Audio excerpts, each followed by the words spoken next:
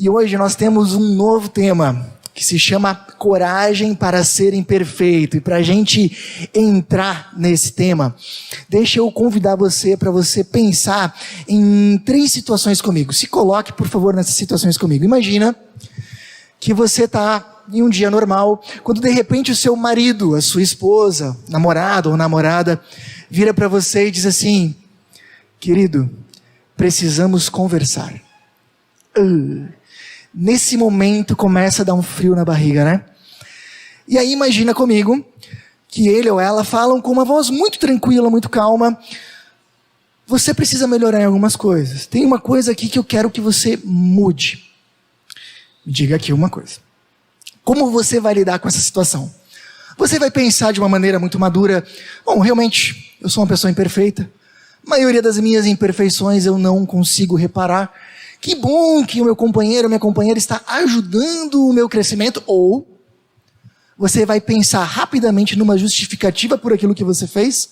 E se não conseguir, você vai pensar em algum erro que ele ou ela também cometeram para você poder contra-atacar. O que você faz?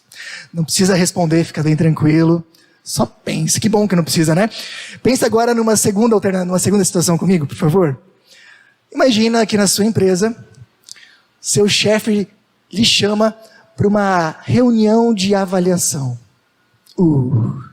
Outro fio na barriga. Você está pensando assim: Jorge, vamos falar de coisa boa? Sim, vamos, daqui a pouquinho nós vamos, fica tranquilo. E aí ele chama você para uma reunião de avaliação, ok? E nessa reunião, sua chefe, vão dizer para você 37 coisas que você está fazendo excelente.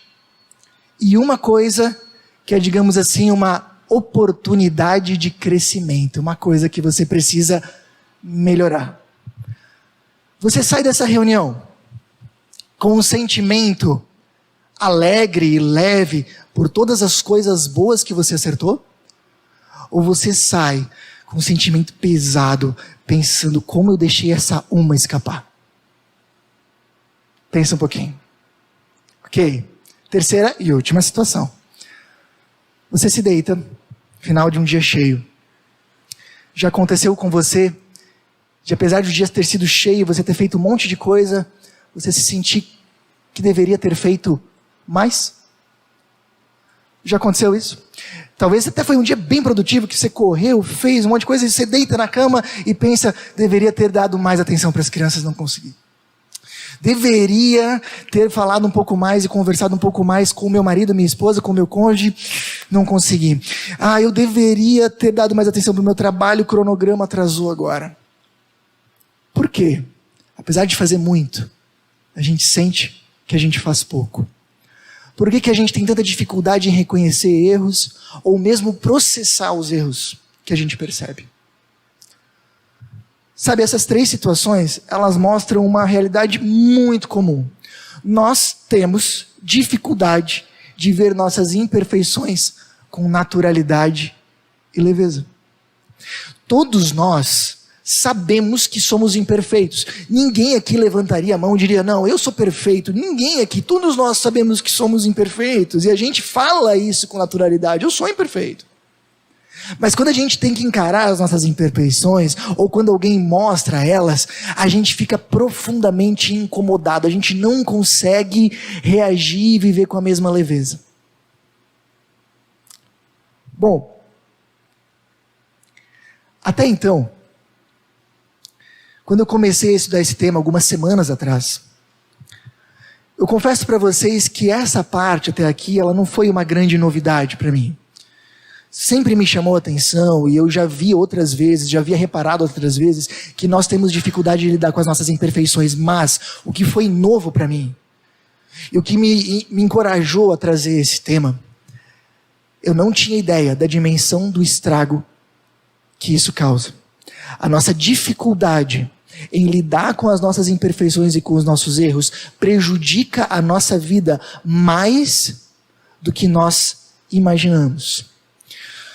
No livro Coragem de Ser Imperfeita, da Brené Brown, o livro que inspirou o nome dessa série, ela comenta que a nossa dificuldade com a nossa imperfeição torna a nossa vida pesada, porque nos traz um grande sentimento de autocobrança, certo? É aquilo que a gente falou agora, a gente fica o tempo inteiro se cobrando. Normalmente quem nos cobra não é o marido, a esposa, não é o chefe, somos nós mesmos. Nós acabamos sendo os nossos maiores carrascos. Mas não só isso. Isso também faz com que a gente tenha uma necessidade de controle. A gente não quer errar, a gente não quer que as coisas se tornem imperfeitas. A gente tem dificuldade de fazer coisas que pareçam arriscadas, que talvez possam dar errado. Então, por exemplo, a nossa dificuldade de lidar com as nossas imperfeições pode fazer com que a gente perca oportunidades, porque vai que não dá certo. Vai que eu erro. Vai que eu estrago tudo. A nossa dificuldade de lidar com imperfeições pode fazer com que a gente não seja criativo, porque sempre a inovação, a criatividade, ela tem uma certa dose de risco. Fazer algo diferente, algo fora da caixinha, algo que a maioria das pessoas não faz ou não pensou, pode dar errado. E se der errado? E se eu passar vergonha? Além disso, o nosso medo de ser imperfeito pode prejudicar os nossos relacionamentos. Porque todo relacionamento é um risco, certo? Quando a gente resolve investir numa amizade, a gente não sabe se vai dar certo. A gente não sabe se aquele amigo que a gente está resolvendo confiar, que a gente talvez está até abrindo um pouco da nossa vida, se ele vai fazer bom uso dessa confiança. Quando a gente começa um namoro ou mesmo um casamento, a gente não tem como ter certeza que vai dar certo. Quando a gente reconstrói um relacionamento, também não. Então, se a gente tem medo de ser imperfeito, medo de errar, a gente acaba deixando de construir os relacionamentos mais profundos e significativos da nossa vida. Sabe, o que a gente precisa entender é o seguinte: se nós queremos uma vida mais feliz e mais plena, nós precisamos aprender a lidar com mais leveza com as nossas imperfeições. A autora do livro, Brené Brown, ela fala o seguinte, olha só: o que muitos não conseguem entender e que me consumiu uma década de pesquisa para descobrir é que a vulnerabilidade, ou seja, tentar sem garantias de que dará certo, é também o berço das emoções e das experiências que almejamos. Quando estamos vulneráveis é que nascem o amor, a alegria, a coragem, a empatia, a criatividade, a confiança e a autenticidade. Se desejamos uma clareza maior em nossos objetivos ou uma vida espiritual mais significativa, a vulnerabilidade com certeza é o caminho. Uma década de pesquisa para entender isso. Nós precisamos lidar com as nossas imperfeições. Pessoal, nessa série de mensagens, nós vamos responder a essa pergunta: como lidar de forma mais leve com nossas imperfeições? Já vamos trazer boas respostas para elas hoje e nas próximas 3 mensagens. Para nós vivermos de forma feliz, plena, aproveitando as oportunidades, construindo relacionamentos profundos e chegarmos lá no final, olharmos para trás e dizermos: vivi bem, valeu a pena, a gente precisa aprender a lidar de uma forma mais leve com as nossas imperfeições. Precisamos aprender a termos coragem de sermos imperfeitos. Bom, por que nós temos tanta dificuldade com os nossos erros? Por que a gente encara a nossa imperfeição com tanta dificuldade? Entenda o seguinte: todos nós temos medo de não sermos aceitos de alguma forma. Nós temos medo de não sermos incluídos, aceitos. Pensa aqui comigo. Isso é o que todos nós sentimos, por exemplo, quando nós estamos jantando pela primeira vez com um amigo ou uma amiga que a gente acredita que talvez possa ser nosso namorado ou namorada. A gente fica pensando: será que ele vai gostar de mim? Será que eu vou ser aceito? Será que eu vou agradar? Isso é o que acontece, por exemplo, quando a gente chega num lugar novo. De repente você vai conhecer alguns amigos novos, você vai convidar amigos, vai conhecer amigos dos seus amigos, ou de repente os pais da sua noiva. Será que vão gostar de mim? Será que eu vou agradar? É o que acontece quando a gente começa numa turma nova da escola, num trabalho novo. Não só isso. Quando a gente faz alguma coisa nova. Pessoal, tempos atrás eu fiz uma música. E era uma música sobre filhos. Sabe qual foi a parte mais difícil? Fazer o arranjo? Não. Bolar a letra? Não. Sabe qual foi a parte mais difícil? Mostrar para os outros. numa luta muito grande, será que vão gostar? Será que vão me achar um bom compositor? A gente tem esse receio. Será que vão gostar de mim? Será que vou ser aceito? Será que eu vou ser digno de uma conexão? E isso é alimentado porque nós temos um sentimento universal de inadequação. Nós não nos sentimos bons o suficiente. Se tivesse uma folha na sua mesa, mas não tem. Se tivesse ali uma folha com uma frase assim, não sou um espacinho suficiente, eu tenho certeza que qualquer um de nós conseguiria preencher essa folha com muita tranquilidade. Rapidinho colocaria ali, não sou bonito o suficiente, não sou engraçado o suficiente, não sou talentoso o suficiente, não sou promovido o suficiente, não sou rico o suficiente, não sou alegre o suficiente, eu não sei. A Brené Brown, ela fala que todos nós temos um sentimento universal dentro de nós, de que nós não somos adequados, de que existem imperfeições em nós que, se as outras pessoas descobrirem, a gente não vai ser digno de conexões e de relacionamentos. E isso faz com que a gente tenha medo. Medo de se relacionar, medo de tentar coisas novas. Sabe como é que isso aconteceu comigo uma vez? Eu tinha medo de me relacionar com pessoas. Sabe por quê? Porque eu não me achava divertido o suficiente. Sério. Quem me conhece um pouquinho mais, sabe que eu tenho muita facilidade de fazer conversas mais profundas, sobre um livro que eu li, sobre um pensamento, sobre uma ideia. Eu consigo fazer esse tipo de conversa mais fácil. Mas eu tinha alguns colegas, amigos, que eram super divertidos. Sabe aquele pessoal que chega e todo mundo nota que chegou? Que de repente se torna o centro daquela rodinha e começa a contar e está todo mundo dando risada.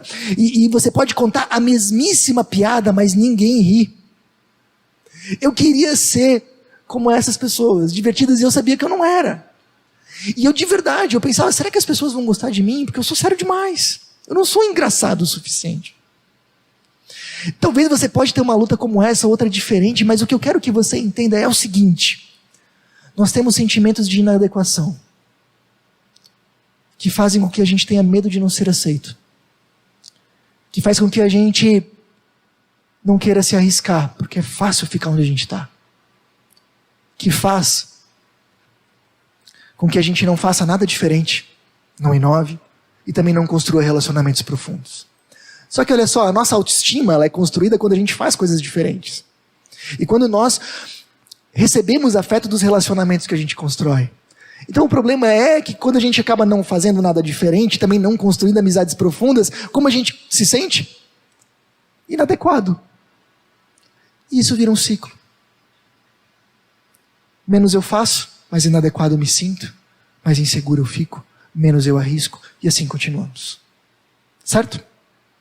Qual que é o centro desse pensamento? O que nutre ele? Essa curva ali. Quando eu digo não sou bom o suficiente, por isso eu tenho medo de não ser aceito, eu estou equivalendo aceitação com desempenho. Eu vou ser aceito se eu for bom. Se eu for bom o suficiente. A aceitação é igual a desempenho. Guarda isso. Ok? Que daqui a pouquinho nós já voltamos. Aliás, aí a gente entende por que a gente lida tão dificilmente com as nossas imperfeições. Quando eu erro, eu não simplesmente estou vendo a minha imperfeição, eu estou me perguntando se eu vou continuar sendo aceito. Eu errei com a minha esposa naquela primeira situação. Será que ela ainda vai me ver como um bom marido? Você já se perguntou, eu erro com os meus filhos, será que quando eles crescerem eles ainda vão dar bola para mim? Ou eu errei com o meu chefe, será que eu ainda vou ser visto como um bom funcionário? Porque a gente está colocando desempenho junto com aceitação. Dá para entender isso? Então, ok. Como a gente lida com isso? Existe um dos grandes homens da história, uma das maiores personalidades do mundo.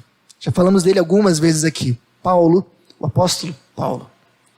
Você sabia que em um momento, pessoas de uma cidade chamada Corinto achavam que ele não era bom o suficiente? Acharam que ele não era eloquente o suficiente, que ele não era bom o suficiente, que ele não era imponente o suficiente para ser o líder deles. Essas pessoas realmente estavam rejeitando ele como líder da comunidade, como apóstolo, porque ele não parecia ser bom o suficiente. E ele escreveu uma carta para essas pessoas, essa carta de 2 Coríntios, que é na verdade uma carta onde Paulo está lidando com esse problema de não ser bom o suficiente aos olhos dos outros. Uma carta que vale muito a pena a gente ler. E eu vou ler um trecho dela com vocês, para vocês terem um gostinho. Olha só. Portanto, para evitar que eu me tornasse arrogante, foi-me dado um espinho na carne, um mensageiro de Satanás, para me atormentar e impedir qualquer arrogância. Vou fazer uma pausa aqui, porque tem algumas coisas que você precisa entender para entender o que ele vai ensinar para nós. Espinho na carne aqui é uma metáfora para um problema que ele tinha. Nós não sabemos qual. Pode ser um problema de saúde, pode ser um problema emocional, pode ser um sentimento de culpa que ele tinha. A gente não sabe. As pessoas que estudam a Bíblia realmente não sabem. O que é muito bom, sabe por quê? Porque nós podemos nos identificar com isso. O que a gente sabe sobre esse espinho na carne? Sabemos que provavelmente não era um pecado, porque ele trata isso de uma forma diferente como ele trata pecado em outras passagens. Sabemos que era algo que incomodava ele, porque ele fala de espinho na carne. Você já teve um espinho que entrou no seu corpo? A palavra grega pode ser traduzida por estaca, imaginou? Então incomoda, dói. E era algo que fazia com que ele se sentisse imperfeito e fazia com que ele fosse menosprezado pelas pessoas. O que ele está falando? Ele está falando das nossas imperfeições. Ele está falando de coisas que fazem com que a gente se sinta menos. É disso que ele está falando. E aí, olha só, ele está dizendo que as nossas imperfeições têm uma função na nossa vida, para evitar que eu me tornasse arrogante. Diga uma coisa, se uma criança ganhasse absolutamente tudo o que quer, você acha que ela se desenvolveria saudável? Sim ou não? Eu, como pai, posso ter condições de dar tudo, mas eu não posso dar tudo. Porque eu sei que se eu der tudo, ela vai se tornar uma criança mimada, difícil, arrogante, vai se achar melhor que os coleguinhas, não é verdade? O Paulo está dizendo a mesma coisa, pessoal, se tudo desse certo na nossa vida, se nós tivéssemos todas as características que nós gostaríamos, se nós não tivéssemos nenhum problema, nós nos tornaríamos arrogantes. Isso deixaria marcas negativas no nosso caráter. Ou seja, as imperfeições, seja em forma de problemas, seja em forma de características que nós temos, elas nos ajudam a manter-nos humildes. Elas lapidam o nosso caráter. Se tudo desse certo e se nós fôssemos exatamente como nós gostaríamos de ser, nós nos tornaríamos pessoas superiores às outras. Nós acharíamos que nós somos superiores aos outros, pensaríamos que não precisaríamos de ninguém, nem mesmo de Deus. Afinal de contas, está tudo dando certo. Paulo está dizendo, nossas imperfeições têm uma função. Nos tornam humildes. Nos aproximam das pessoas. Nos aproximam de Deus. Mas ele continua. E agora vem uma parte que eu realmente amo dessa passagem. Ele diz, em 3 ocasiões, supliquei ao Senhor que o removesse. O que ele está dizendo? Durante 3 vezes eu pedi para Deus mudar isso aqui. Para Deus mudar isso. Para esse problema sumir. Para essa característica minha mudar. Para essa imperfeição se acabar. Mas o que Deus respondeu? Mas ele disse, minha graça é tudo de que você precisa. Preciso fazer uma pausa aqui. Vocês sabem o que significa a palavra graça? Graça é uma das palavras mais importantes para você entender o Novo Testamento. Nós passamos uma boa parte da vida acreditando que a gente precisa ser bom para agradar a Deus, certo? Bom, se eu for bom, eu vou agradar a Deus, né? Vou obedecer, vou fazer as coisas certas. Às vezes a gente até ouve aí de uma avó, né? Ou de um padre, de um pastor, Deus gosta dos bons meninos. Eu já ouvi isso. A gente pensa, se eu for um bom menino, Deus vai gostar de mim, né? Só que o que a Bíblia fala é que nós, por mais que fôssemos bons, por mais que a gente tentasse melhorar, por mais que a gente tentasse acertar e fazer tudo certinho, nós nunca conseguiríamos chegar no padrão daquilo que Deus espera. Nós nunca conseguiríamos ser bons o suficiente para o padrão de Deus. Talvez para o padrão do nosso vizinho, do nosso cunhado. Mas para o padrão de Deus, nós nunca conseguiríamos ser bons o suficiente. Mas olha só, a Bíblia vai dizer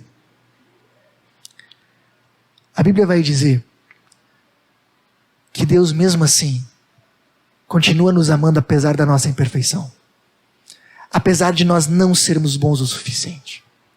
Tanto que Ele se faz um ser humano em Jesus, vem até nós e morre no nosso lugar. E isso aqui é importantíssimo. Quando Ele morreu no meu lugar e no teu lugar, duas coisas acontecem. Ele assume a consequência de todos os nossos erros, de todos os nossos defeitos, dos nossos erros, inclusive, que nos separam dele, que a gente chama de pecado. A gente pode ser perdoado porque Jesus pagou a conta, morrendo por nós na cruz. Mas não só isso, Ele nos dá de presente a consequência de toda a sua perfeição, de toda a sua obediência, ou seja, tudo aquilo que Ele conseguiu, sendo absolutamente perfeito, Ele nos dá de presente. Então, quando nós cremos em Jesus, nós somos perdoados e recebemos de presente a sua justiça. Deus passa a nos olhar como Ele olha para o seu Filho amado e perfeito. Como é que a gente chama esse amor de Deus que vem ao nosso encontro mesmo sem a gente merecer? Que dá tudo para quem não tem nada. Que presenteia a perfeição para quem é completamente imperfeito. Como é que a gente chama isso? Graça. Dá para entender? Todas as religiões do mundo falam que a gente precisa obedecer a Deus para sermos aceitos. O cristianismo fala que nós somos aceitos. E por causa disso nós obedecemos. É a única religião do mundo que inverte isso. Como a gente chama isso? Um Deus que nos ama sem a gente merecer. Um Deus que nos ama antes da gente obedecer. Graça. O amor de Deus que a gente não merece. Tá bom? Então o Paulo disse para Deus: Deus, remove a minha imperfeição. O que Deus disse para o Paulo? Não. Você não precisa que eu conserte a tua imperfeição. Você precisa se sentir amado por mim. Você está entendendo o que está acontecendo? Volta naquele gráfico comigo. Imagina se Deus tivesse dito: sim, eu vou resolver a tua imperfeição. O que teria acontecido? Paulo iria internalizar a ideia de: agora sim, sou bom o suficiente, agora sim, posso ser aceito pelas pessoas, inclusive essas de Corinto. Mas isso daria para ele um amplo espaço para arrogância. Ele continuaria sendo arrogante. Eu sou bom o suficiente, por isso eu sou aceito. Não só daria espaço para arrogância, isso faria com que a aceitação dele continuasse ligada ao desempenho. Eu preciso ser bom para ser aceito. E mais cedo ou mais tarde, um espinho surgiria de novo na vida dele. Mais alguma imperfeição, mais alguma coisa que não estava bom. Mais uma nova situação, uma crise, ou sei lá, uma percepção diferente, e a vida dele continuaria pesada. Por quê? Porque Deus teria resolvido o problema, mas não a situação. Dá para entender? Mas quando Deus diz: não, eu não vou resolver a tua imperfeição, você precisa entender que você é amado por mim, mesmo sendo imperfeito. Aí Deus muda o sistema todo, porque Ele quebrou exatamente onde precisava quebrar. O que ele está fazendo Paulo entender é: não sou bom o suficiente. Não sou mesmo. Mas Deus me ama mesmo assim. Eu sou imperfeito. Tem uma série de situações na minha vida que eu não gostaria que acontecesse, mas estão acontecendo. Eu sou imperfeito. Tem uma série de coisas na minha vida que precisariam mudar. Eu sou imperfeito, eu deveria ser mais divertido. Eu deveria ser mais talentoso, eu deveria ser mais magro, eu deveria ser mais isso, aquilo. Mas Deus me ama mesmo assim. Aceitação não é igual a desempenho.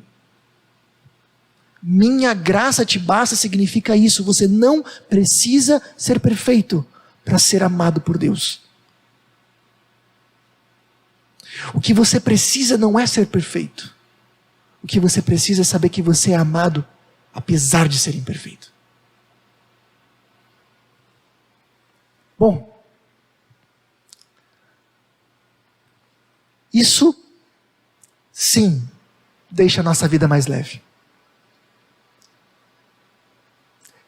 Não só isso. Isso possibilita uma transformação real de vida. Imagina comigo que você acredita que você precisa acertar para ser aceito por Deus e você teve medo, não teve fé.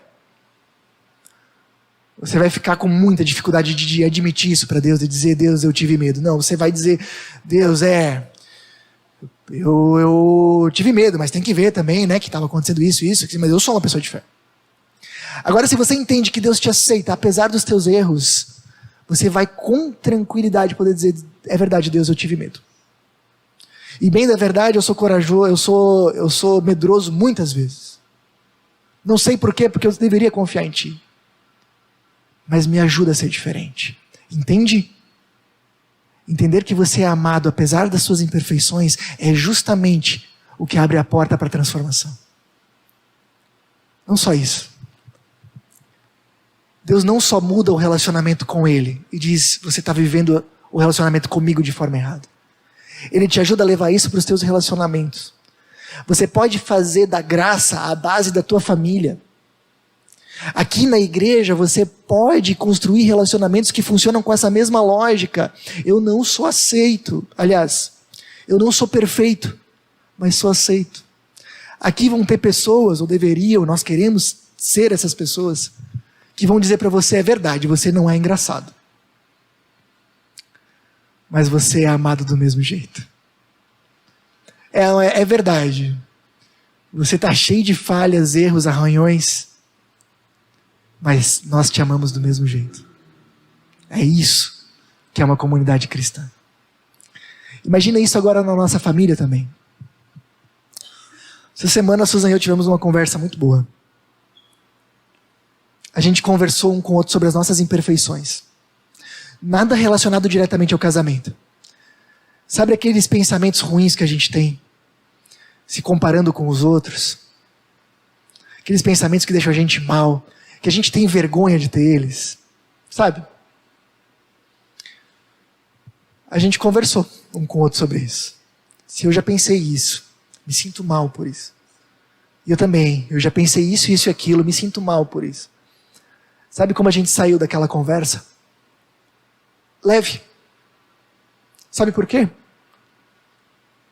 Porque a gente falou das nossas imperfeições e a gente continuou sendo aceito um por outro. Sabe por quê?